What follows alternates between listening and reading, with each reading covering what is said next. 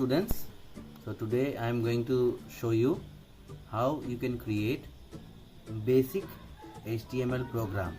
Okay, after watching this video you will be able to create your own HTML page. To create HTML page, first we have to click Notepad.